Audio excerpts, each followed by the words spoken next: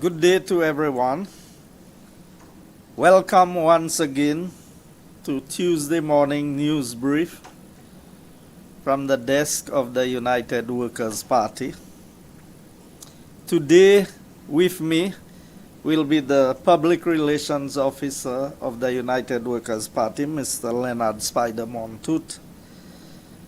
But I guess I'll be opening the baton today.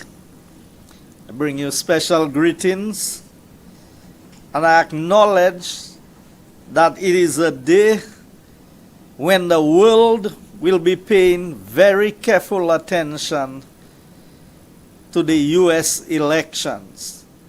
Maybe one of the most critical elections we have seen in recent times. While we have our own problems here in St. Lucia, but I know everybody's attention would be focused on the voting taking place in the U.S. between the Democrats and the Republicans. All independent thinkers in this country who have voiced their opinion or their positions on any matter have been attacked in one way or the other by the St. Lucia Labour Party. And you have to ask yourself, is it a new manner of introducing another 361 in St. Lucia, where people cannot speak freely about what they see that is wrong with this present government? And of late, the two most recent attacks were leveled at two gentlemen that I have the greatest admiration for, Mr. Rick Wynn and Timothy Polion. Now, I know these gentlemen are more than capable of standing their ground and defending their position. But I think I need to add my voice to the debate and to say, I am proud of persons like Rick and Timothy because I know these are media persons who cannot be bought or sold. They stand on a matter of principle. And you would recall, many years ago, Tim was attacked by the St. Lucia Labour Party and labeled a media terrorist. Is that what we are experiencing? Is that why there is so much fear in our country today? That everyone is afraid to speak because they will become the subject of discussion on a Thursday night talk show? We will deal with this and a myriad of other issues that affect us here in St. Lucia. We have told you several times before that Labour Party continues to tell lies to the people of St. Lucia. And of most recent times, I was in Soufrière on Sunday night, to be precise, and there were two football matches, or soccer if you want to call it, at the Soufrière mini stadium. And I was happy to see the hundreds, if not thousands of St. Lucians who were there. And for a moment I had a flashback, and I remembered how many times the Labour Party indicated that the turf being used was cancer-causing turf, and convinced many St. Lucians that it was a bad thing to establish these modern sporting facilities. Strangely enough, they are the most frequent occupiers of this very same turf they said that was cancer-causing. I believe by now an apology is in place to all St. Lucians for misleading them and lying to them about the modern facilities that was being implemented by the Alan Chasney-led UWP government. Our focus this morning, we have to highlight key issues that continue to affect the lives of the average St. Lucian. And top on the list is healthcare. But I want you to understand a few things that are very, very important. Because what we have in St. Lucia today is crisis after crisis in governance. A United Workers' Party, when elected into office, as soon as the next election is called, will have to fix healthcare, reduce the cost of living, reduce the crime surge in this country. This is our focus. And while we highlight what is being done by the St. Lucia Labour Party, we also have the task of putting plans together for a rescue mission for St. Lucia. We need to rebuild the reputation of our country. We need to build back the middle class so that the middle class can help lift the rest of the population that is on the lower end out of poverty. It is never government that lifts people out of poverty. When you have a good middle class that is working well and productive and profitable, they help to lift those who are at the lower end. We have a plan, and by the grace of God, we can do it. UWP did it after the SLP disaster of 1979 to 82. And then again, SLP came in and created disaster after disaster between 97 and 2006. And we saw the demise of the banana industry. The UWP came in, and between 2006 and 2011, we were able, despite the global financial meltdown, maybe the worst we saw since the Great Depression, and then we were able to keep St. Lucia stable. We were able to keep the country going. Even after the disaster of Hurricane Thomas, St. Lucia was on a rebound. But St. Lucians once again elected the St. Lucia Labour Party with what they believed was a reformed Dr. Kenny Anthony in 2011. But by 2014, we had hit rock bottom again.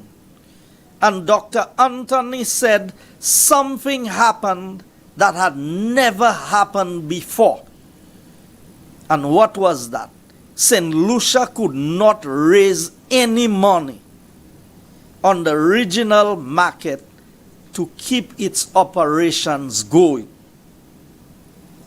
Fortunately, St. Lucians made the right choice in 2016, and we were able once again, the United Workers' Party, to rebuild this country, to put the finances back in order, to carry out the most comprehensive road repair program ever seen in a single term in government in St. Lucia.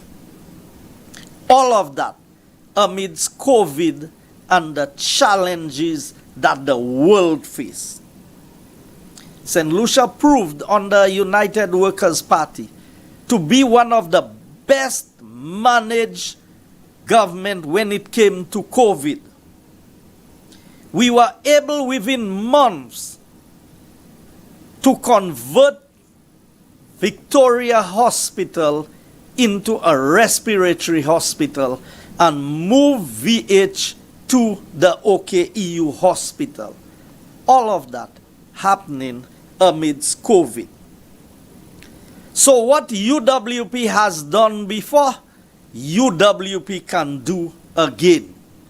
And that is to rescue St. Lucia from where it is today. And we have crisis after crisis being created by the St. Lucia Labour Party. We have a healthcare crisis. We have a fuel price crisis. We have a bread crisis. Because I know families cannot afford bread on their tables. We have a crime crisis.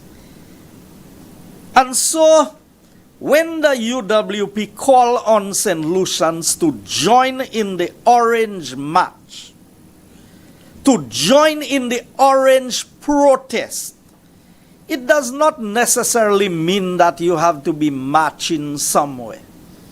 But you need to be flying something orange to say that you are displeased with the price of fuel, that you are displeased with a lot of the things that we are seeing happening in St. Lucia on a day-to-day basis.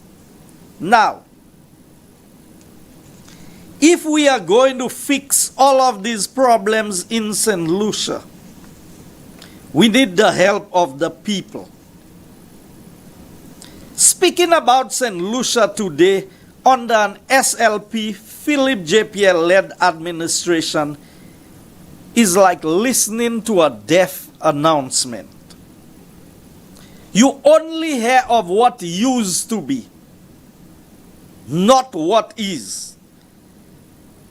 You know, usually when people die, they tell you all the nice things about them.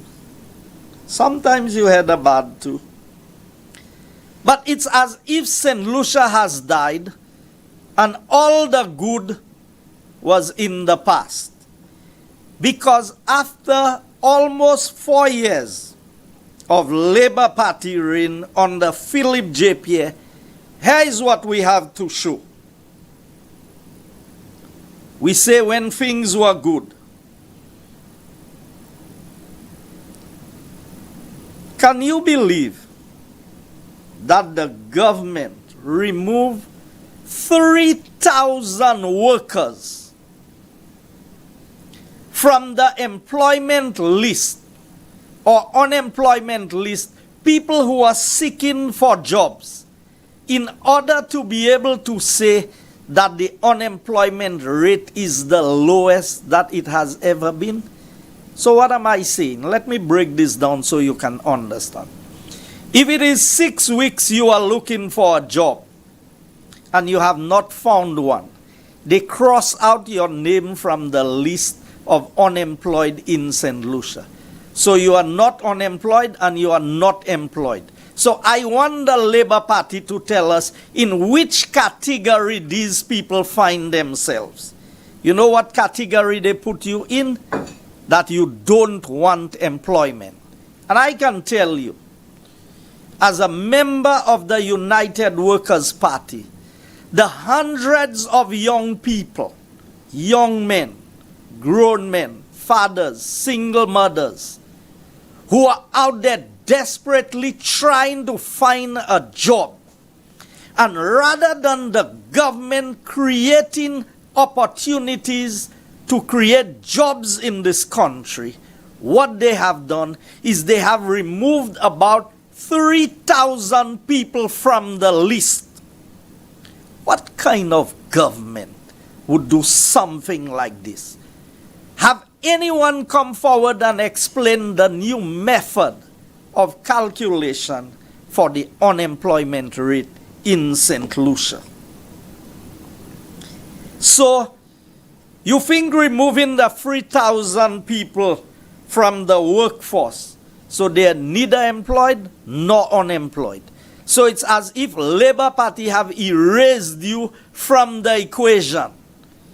But around election time, they will come and offer these same people $200 and $300 and say, vote for me.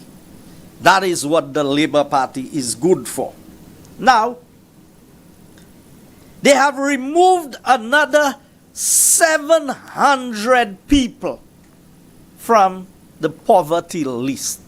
Now, I can tell you, without any survey, people are poorer today in St. Lucia than they were 5 years ago.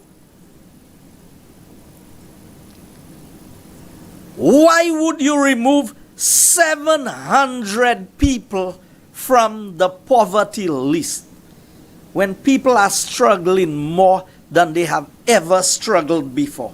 When the cost of living is the highest it has ever been in the history of this country.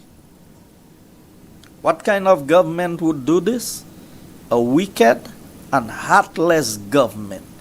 A minister that 15 or 17 ministers can sit in a cabinet knowing the plight of the people of this country, and every one of them can vote, yes, I agree, to remove these 700 people from the list of persons getting assistance from the government of St. Lucia. I need to add that while when UWP came into office, we did not remove anybody from the paupers list. We added 1,000 persons during COVID whom we believe needed that additional assistance. That is apart from the thousands of meals distributed. That is apart from the boxes of food that was distributed. Today, we are in a worse crisis than COVID caused by this present Labour Party government. And if there's anybody in the Labour Party with a conscience, they have a few ladies who sit in the cabinet. And I cannot believe that a woman's heart can be so wicked and so mean, understanding what it is. We know the Prime Minister said he doesn't go to the supermarket.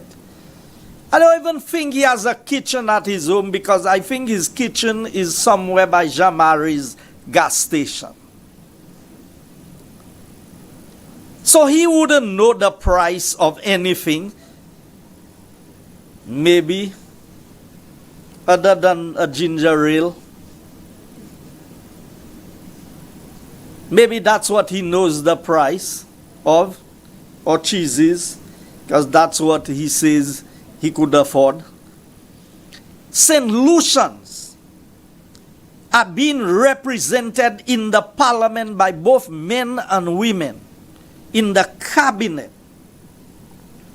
And these are the decisions that come out of the cabinet. Rather than adding 700, you choose to remove 700, and you talk about putting the people first. So apart from removing the 700, they have cancelled school sports for this year. Cancelled school sports. And you know why they have cancelled school sports? Because they took all the national lottery's money. Now we've been talking about the 80 million, but have we added the 70 million of interest on this? That makes it 150 million and $800,000 every month from the national lotteries now is paying a loan for what we do not know where the money disappeared to. So, no school sports. The Labour Party has sold 700 million US for 100 million US to Galaxy. And I want anybody in the Labour Party to challenge me on this. 7,000 passports at 100,000 US per passport. In return, we were expected to get 100 million US of infrastructure projects. So you sold 700 million US for 100 million US. You gave Galaxy 1.2 billion for a $310 million hotel. And you are telling me that these people they in their right mind? So when my colleague Mr. Montut says that the Prime Minister needs a psychological evaluation, I support him 100% on this. Nobody in their right mind could do these things. Then you think that is all? They gave GPH $400 million for $45 million. 400 million US dollars for 45 million US dollars investment. They didn't get the money. It's an investment. And we have not seen a dollar of investment from GPH. At the same time, on the false pretense, the Labour Party is charging us a 2.5% health and security levy that is doing nothing to help our health situation and our security situation. Healthcare, according to the doctors, and I have the letter from the Medical and Dental Association right here, is the worst it has ever been in the history of this country. So, if a government has a report card of this nature, and the PRO of the Labour Party would attack Rick Wayne and Timothy Polio, and in the same statement declare that Musa is doing a damn good job with healthcare. So, I will read this paragraph because I want people to know it by memory. First of all, the letter says, I write on behalf of the physician body of the Owen King European Union Hospital to express our utter dismay and disgust with the current state of affairs at the island's main hospital and by extension our healthcare system. This is what the doctors have said. Not one doctor, the physician body at the OKEU hospital. And then the Labour Party comes out with a statement attacking the Medical and Dental Association and at the same time telling you how great a job Musa is doing. I want to know whether this job is great because of the number of St. Lucians who are dying in St. Lucia. Is Labour Party making sure that enough St. Lucians die so that all the passports they have sold, they can make place for these foreign persons to come and reside here as citizens? The letter goes on to say the consensus of the physician body is that the board of directors, ostensibly tasked with the drafting policy to allow for the efficient running of the hospitals, has failed miserably in the said task. Who appointed the board? The cabinet of ministers. So that they would allow every doctor at the hospital to resign rather than remove Musa and the board to try and save the lives of St. Lucians. How much more wickedness can Philip J. Pierre and his administration do to the people of St. Lucia. In their own report,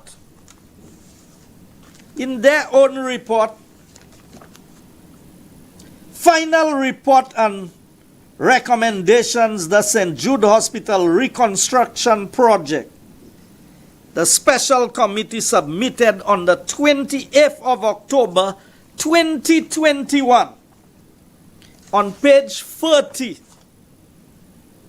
transition plan 18 months.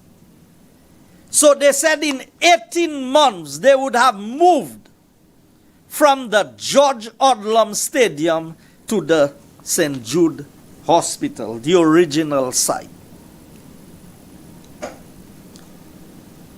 Today, more than 36 months later, maybe to be more precise, 40 months later, there's no indication that we can move to the St. Jude site. And to further complicate matters, when we told you they lied to you about St. Jude, that 15 or 20 million chemical and a few buckets of paint could not fix St. Jude, you did not believe us.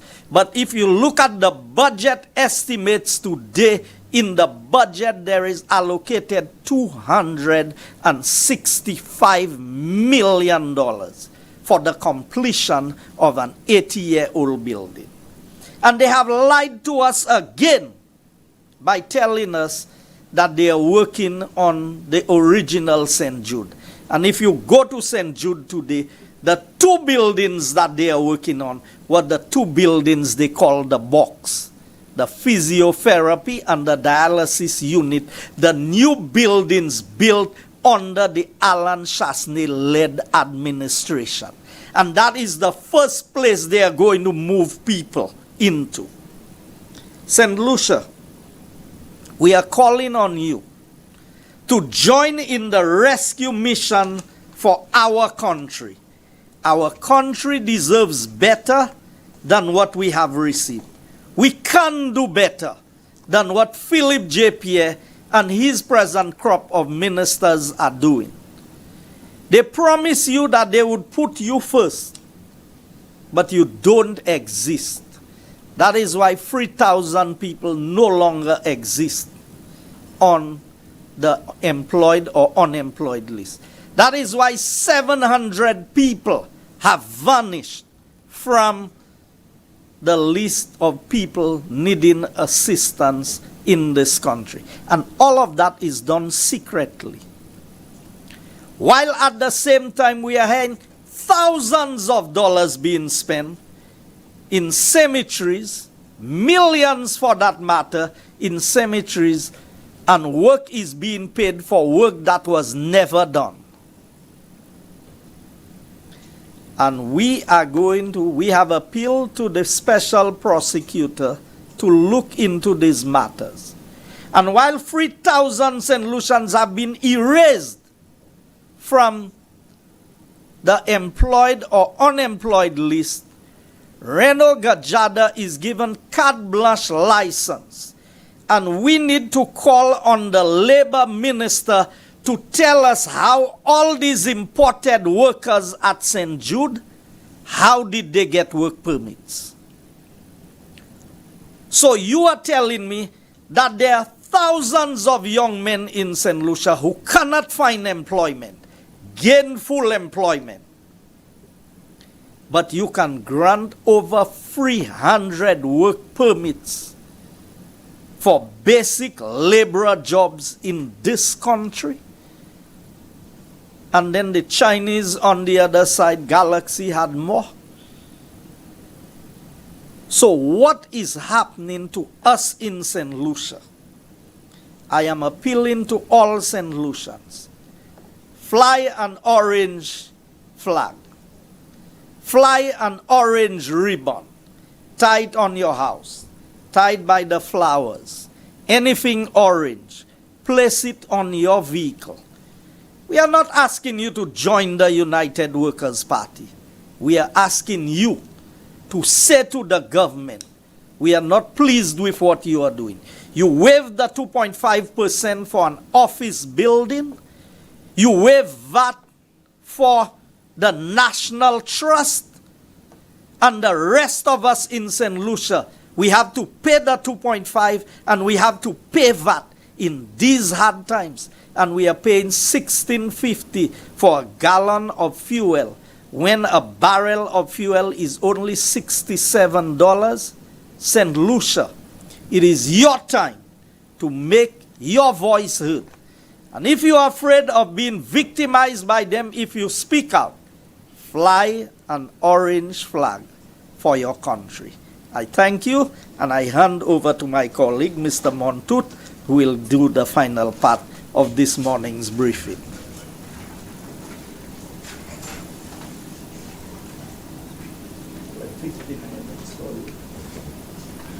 Thank you very much, Deputy Political Leader, Mr. Guy Joseph.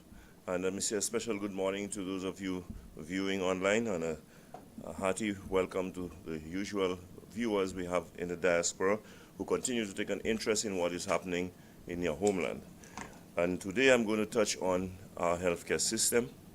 Among the many crises that we have in St. Lucia today, this is one of great concern. I'm not suggesting that crime is not of great concern. I'm not suggesting that the cost of living that we see that's been compounded by the 2.5% levy that government has imposed on us is not of concern to you. But I'm saying healthcare is one of the big concerns, and it is a major crisis today. Now, if I'm to take you back historically, to just describe to you what obtained here in St. Lucia before the St. Lucia Labour Party assumed office. Way back, the United Workers' Party, in its visioning and planning, decided that they were going to establish a healthcare system that would, at the base, be supported by a number of health centers at the community level.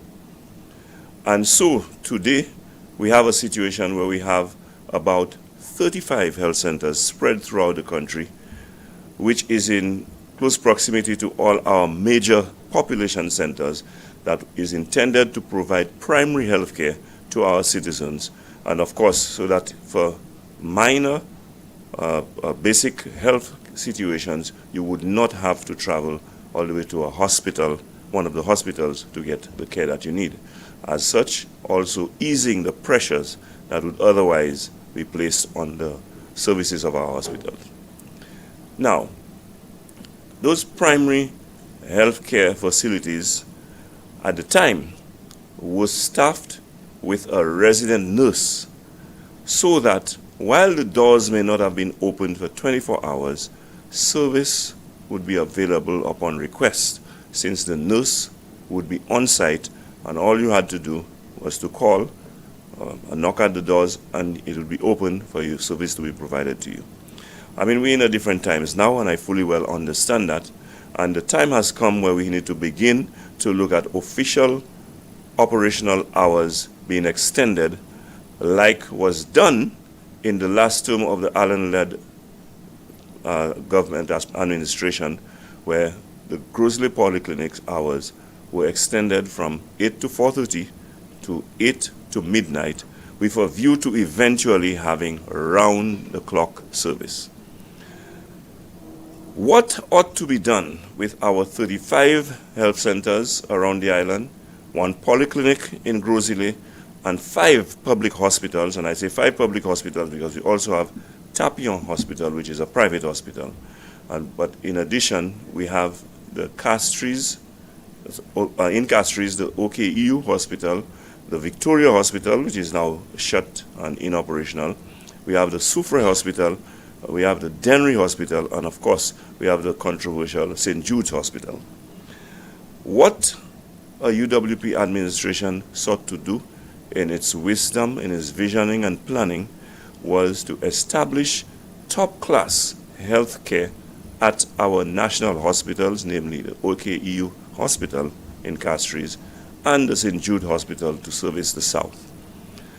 We know since the fire, some 14 years or so ago, what has transpired in terms of, the delays in construction. But what the last administration under the leadership of Alan Chasney attempted to do was to build a completely new hospital that was up to international standard, a state-of-the-art hospital that would provide first-class healthcare services to the people of the South. And I always remind people that apart from all the sophisticated equipment that would have been catered for, there was also a helipad in that, situated at that hospital. These are the modern facilities of any hospital that can consider itself to be state-of-the-art or of the international standard. But instead, we have a government that does not think that you deserve first-class healthcare, and so they have taken us down a retrogressive path where they have diminished the services that are provided. Starting with St. Jude, what they have done was to go back to the old building that is over 80 years old, that is not designed for the purpose of a hospital, and that would require a lot of retrofitting that would cost a tremendous amount of resources. They have decided, because it was the Alan Chasney-led administration that began the modern hospital, they would not complete it, but instead spend hundreds of millions of dollars more than what has already been spent to go back to that old hospital. Had our government understood that government is continuous and that government is there to serve the people and to do what is in the best interest of the people, they would have continued the new modern hospital that would have taken them a mere 6 months to complete with just about $50 million, as opposed to this hospital that has not been completed in over 3 years, and we are hearing figures of over $200 million to be expended in addition to what has already been spent. To compound the disaster, we have a Minister of Health, Honorable Moses Shabatis, who is clueless as far as healthcare is concerned.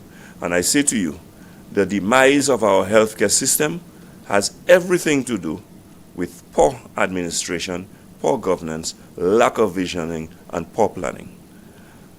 And so, as a result of this, we saw that the existing facilities deteriorate to the point that some have been closed, and those that remain open are undersupplied in terms of equipment and supplies, medical supplies that would be required for patients, as well as we see that the government has also created a situation that has discouraged our human resources at the hospitals and health centers, that we have our medical professionals leaving in droves. This leaves St. Lucia in a critical crisis. And I say so because even as important as education is, the missteps that are made with education, we can argue we can catch up later. Because there are those of us who left primary school years ago, barely functionally literate, but today we have gone back into the education system, educated ourselves, and some even have reached the level of having university degrees. Unfortunately, we do not have that privilege when it comes to healthcare, because what is happening now is catastrophic to the extent that the failures of the system results in the death of our citizens. And so for minor health issues, some people are losing their lives. That, I want to remind you, is irreversible, and that cannot be corrected down the road. Death is the ultimate. When you have passed, that is the end. And so, am I to think that our government is so callous, so inconsiderate, so uncaring, that even when it comes to the lives of our citizens in St. Lucia, that they don't give a hoot? I have heard the Prime Minister say that he endorses and fully supports his health minister. A health minister that has presided over the worst era in our healthcare system, some services. Our Medical and Dental Association indicated to us that what obtains today is the worst that they have ever experienced, the worst that they have ever seen in the history of this country. And you're going to say to me that you are satisfied with that? You're going to say to me that the responsibility that you're charged with to provide health care services to St. Lucians, you are just going to play politics as opposed to dealing with the situation to ameliorate the crisis that we are facing and to save lives in this country. I want to say to St. Lucians that there is a better way. We know a better way, and we have to go back to a better way. I am very impressed with the plans, first of all, with the management of our healthcare system under the United Workers' Party, and let me just give you a quick refresher as to what obtained under the United Workers' Party a mere 3 years ago, 3.5 years ago, and beyond. We had a situation where we were faced with COVID. We made a transition to the OKEU hospital, and we converted the Victoria Hospital to a respiratory hospital to facilitate the care of COVID patients. During that time, we were able to manage that global pandemic that had never been experienced, never been seen before, in such a responsible and competent manner that we got the attention of the international community, and we got high praises as a country for our management of the virus. Today, that Victoria Hospital is closed, and let us not forget that the intention and plans of the United Workers' Party was to compensate for the closure of the Castries Health Center. We would have converted the Victoria Hospital to a polyclinic that would serve the Castries Basin, and eventually to reopen the Castries Health Center where basic primary healthcare services would be provided. That, ladies and gentlemen, would take a lot of pressure off the National Hospital, the OKU Hospital. And as such, we wouldn't have a situation of patients turning up at the hospital, not seeing a doctor for days, I am told, and being in corridors and on the floor waiting to see a doctor. During which time, of course, in many cases, their health situation deteriorates and becomes worse. I say to St. Lucians that there is in fact a better way. We have forgone the possibility of having a health insurance for every St. Lucian that would provide at least $75,000 coverage for medical procedures, unlike what obtains today, where majority, I'm going to hazard a guess and say at least 90% of St. Lucians do not have medical insurance, and as such, we see all those GoFundMe, those barbecues, those fundraising activities. Whenever people are afflicted, especially with life-threatening illnesses, we have to go around raising funds, waiting to accumulate the funds, during which time people's health deteriorate, and in many cases, some of the people end up perishing.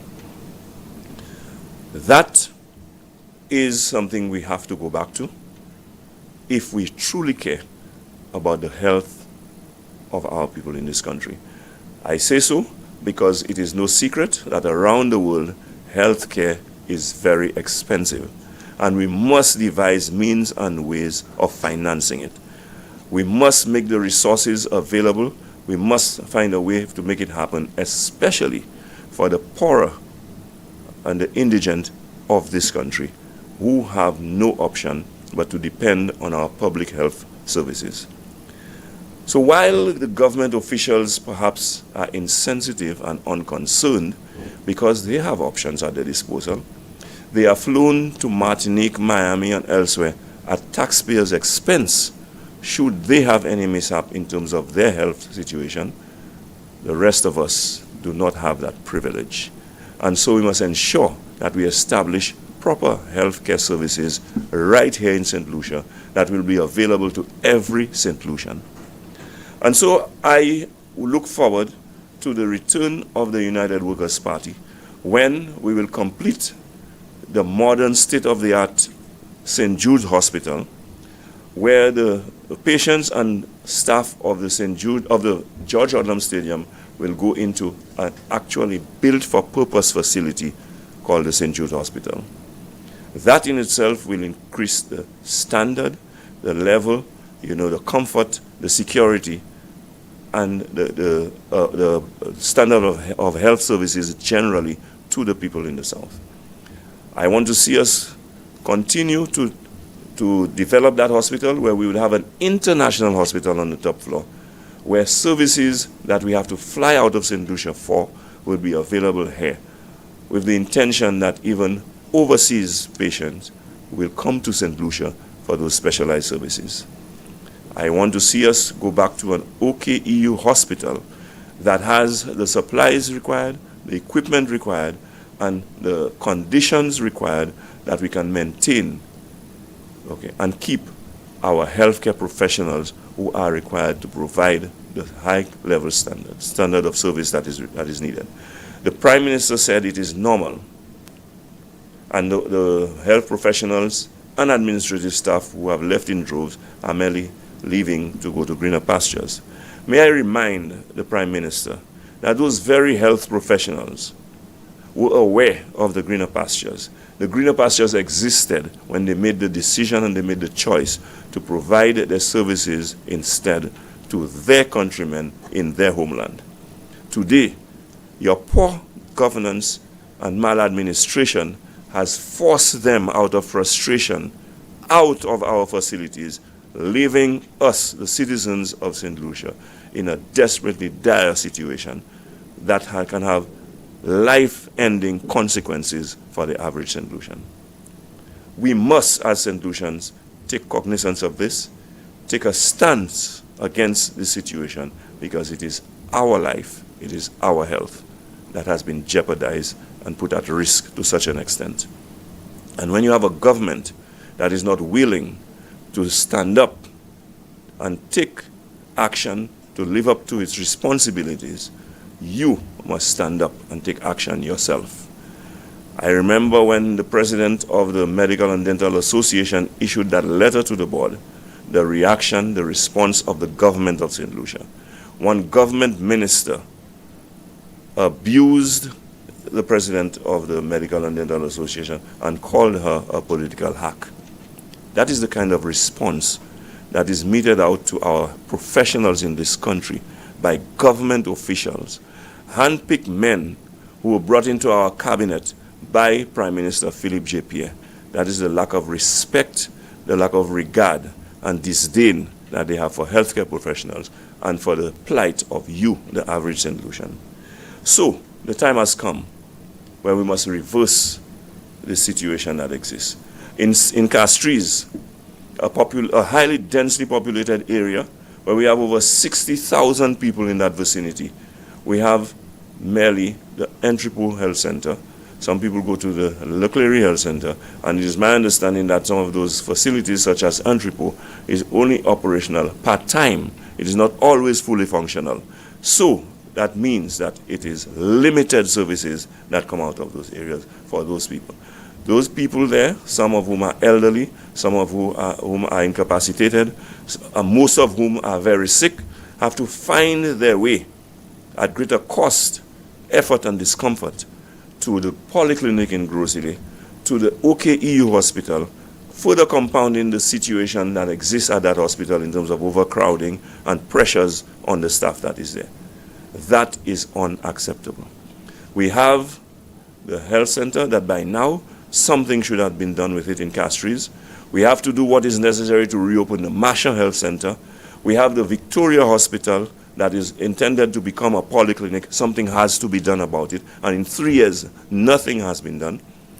And we also, in the interim, to ease the burden on the services that are provided in Castries, the United Workers' Party administration solicited a field hospital from the Americans. If we cannot urgently put those facilities from a physical standpoint in a position to be open to the public, we can erect that field hospital somewhere in the Castries Basin where it will be accessible to the citizens of Castries, where they can go to and get the kind of healthcare services that they deserve. In the meantime, I call on the government to please take note that as a poor country, as a developing country, we reach out to partners and other friendly governments to make donations, to make contributions, to give grants to our country. When they do so, we must show our appreciation and gratitude by ensuring that we utilize, whether it is financial, whether it is physical or infrastructural, we have to show our appreciation by making the best possible use of those gifts that are given to us. I know for a fact that the hospital that is in storage right now, it is intended that it be set up periodically to prevent degradation, to prevent it from deteriorating and going to ruins, and so to ensure that the air conditioning, the generator, the equipment, and all of those things remain functional. That is not being done. So it is another waste of our resources. And so we call on the government to understand that they have a responsibility to the people of St. Lucia to step up and do the job that is expected of them. You promised very much. Honorable Prime Minister, you dubbed yourself as the most readied leader in this country. You dubbed yourself as a 6-star general. Step up to the plate. You asked for it. It was given to you. Do what you must do for the benefit of the people of St. Lucia. I want to inform you, sir, that you have been a dismal failure. Your administration has been an embarrassment and a threat to St. Lucians. And I say a threat to St. Lucians because not only have we seen a decline in our economic fortunes, compounded by your policies such as the implementation and imposition of a 2.5% levy on St. Lucians, but also you have presided over, according to the St. Lucia Medical and Dental Association, the worst healthcare situation in the history of this country. So, you as Prime Minister, as Minister of National Security, you have presided over the worst situation as far as crime is concerned. For sure, under your watch, we have set records in terms of the number of homicides that exist. Only 2 days ago, in the last 2 days, you have heard of 2 or 3 more homicides. I know these are not concerns of yours. I know you're not going to hear a word from you. And like I always say, these things happen and you pretend as if it does not exist, as if you do not know. We don't hear a peep from our Prime Minister. Not a peep when these things happen. So, it is your responsibility, it is your job to do something about it. You asked for the job, you got the job, do the job. And we as St. Lucians cannot continue to perish in this way. When it comes to healthcare, we have loss of life. When it comes to crime situation, more loss of life. Even our road situations, which causes accidents, more loss of life. We cannot have a government that is so callous and uncaring that even in the face of the demise of its citizens, you refuse to act. We remember what happened during COVID. When you came in on the tail end of COVID. The United Workers' Party, like I said, handled the crisis. It was a global crisis but that was never seen before, but we handled it admirably with competence and proficiency to the effect that only about 80 St. Lucians had lost their lives when we demitted office. Upon assuming office, sir, I want to remind you that all of a sudden, over 400 St. Lucians lost their lives. And that is not accidental. That is because of poor management, mismanagement of the healthcare system, mismanagement of the protocols that were already in place, that you allowed people to violate, that you encouraged people to violate to the extent that those who were punished for violating those protocols, one of your first acts was to expunge their records. And these are the wrong signals to send. We know that your government has been accused of having criminals in your ranks. What you have to do is not encourage more criminals at the societal level, but to clean up your government and set a good example to let St. Lucians know that we are a civilized country, we are a democratic country, we are a country that operates with rules, with order, and that at the end of the day, it's not a free-for-all. And that any country that has to be well run and not run into ruins like we are heading to be a dysfunctional state, we must observe decorum, we must observe protocols, we must observe the rule of law in this country. So, St. Lucians, since we have set some ultimatums for the government, we ask that, among other things, that the healthcare system be addressed. The 1st of November has come, the 1st of November has gone, and the government, in its normal, usual, disdainful, dismissive manner, has not paid any attention to the cries of St. Lucians. And so, St. Lucians, we are not going to continue to cry, we are going to take a stand. And so we are asking that the protest action begin with you.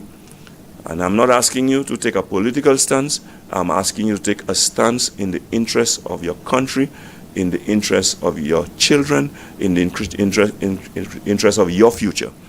And so we are going to begin by indicating our disapproval, our disappointment with what obtains today and what passes as government by demonstrating that we are not satisfied by displaying a yellow ribbon on your car, on your homes, wherever you may, because the color, sorry, not yellow, but orange. I mean, I'm not into parties and political mood right now. It's a national effort that's going to take place. The color will be orange. As you know, orange is the color of protest, and we are going to show in a subtle way that we are not satisfied by flying our orange ribbons.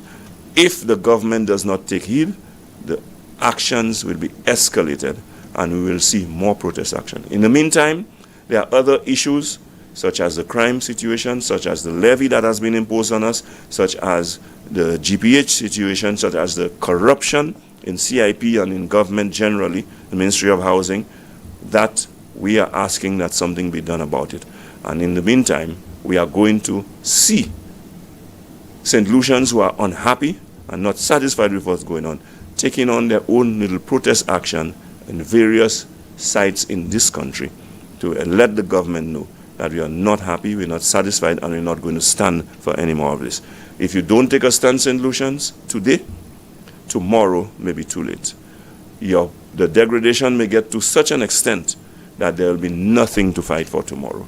So now is the time for you to take a stand. So I want to thank you, and I want to call on you to be a patriotic St. Lucian, to be concerned not about the politics, but about our future, but about our country, and about our children, and do something about what is happening now, because if you think it's bad, it can get much worse if we allow the downward slide to continue. I thank you.